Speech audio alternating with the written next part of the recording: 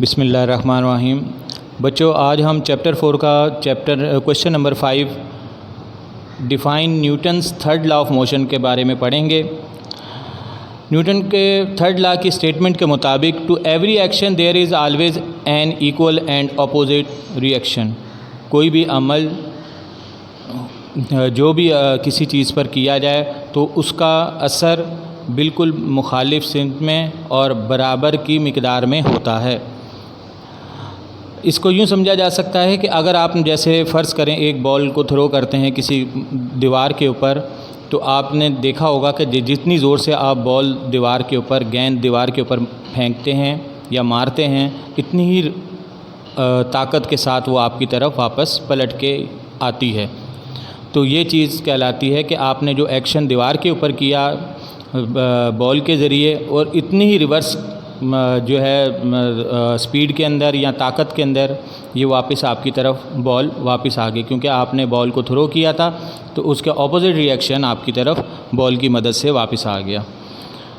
इसको दूसरे लफ्ज़ों में यूँ भी कहा जाता है action and reaction always occurs together. और एक्शन और रिएक्शन दोनों आपस में एक दूसरे के साथ एसोसिएट होते हैं, जुड़े हुए होते हैं। जैसे एक्शन करेंगे उसका रिएक्शन भी फौरी वापस आएगा।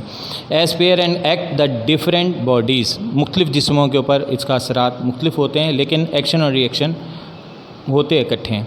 Walking, firing and bullet from a gun, जैसे मिसालें हैं, जैसे हम चलते हैं, firing a bullet from a gun, एक गन से जो हम बुलेट फायर किया जाता है। Are few example of the Newton third law of motion, इसकी ये कुछ मिसालें हैं।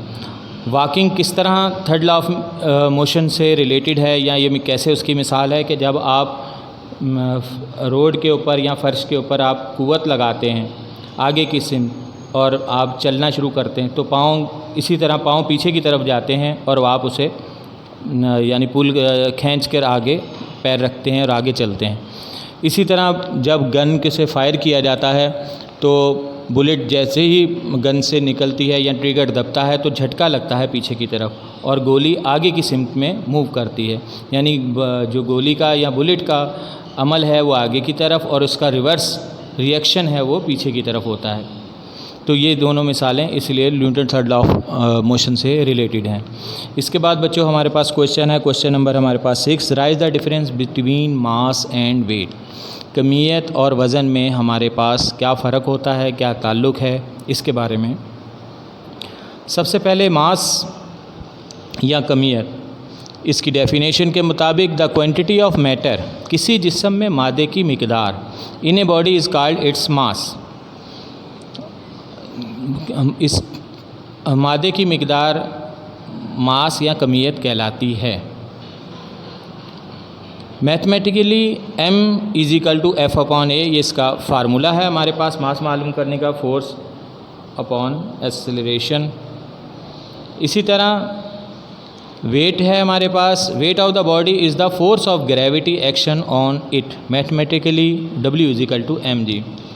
वज़न वो चीज़ है, वो ताकत है जो ग्रेविटी या ज़मीन की कशिश किसी जिस्म को अपनी जानिब खींचती है।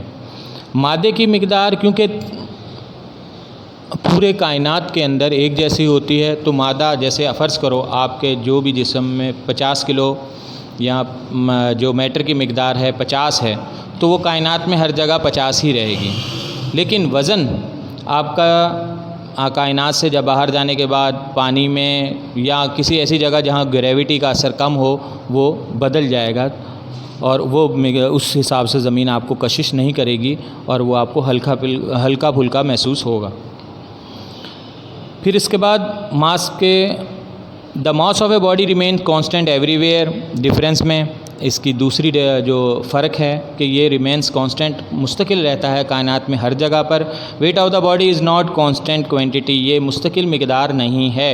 Its values different at different places, मुख्तलिफ़ जगह पर इसकी वैल्यूज़ कीमतें मुख्तलिफ होती हैं।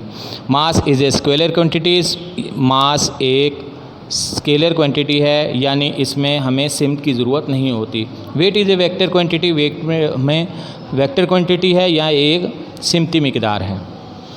The SI unit of mass is kilogram, mass की यूनिट किलोग्राम है। जबकि SI unit of weight is Newton और वेट की इकाई SI सिस्टम के अंदर न्यूटन है। मास को मेयर किया जा सकता है bye comparison with standard masses using a beam balance. मुख्तलिफ स्टैंडर्ड जो कमियत मालूम करने वाले बीम बैलेंस होते हैं उनकी मदद से मालूम किया जाता है। Weight is measured by the spring balance, और वेट को स्प्रिंग बैलेंस की मदद से मालूम किया जा सकता है। तो बच्चों, ये हमारे पास आज का हमारे 2 सवाल थे जिसमें हमने Newton third law of motion और difference between mass and weight का किया था। बाकी नेक्स्ट क्लास में इंशाल्लाह हम नए टॉपिक के साथ पढ़ेंगे। तब तक के लिए अल्लाह हाफ़िज़।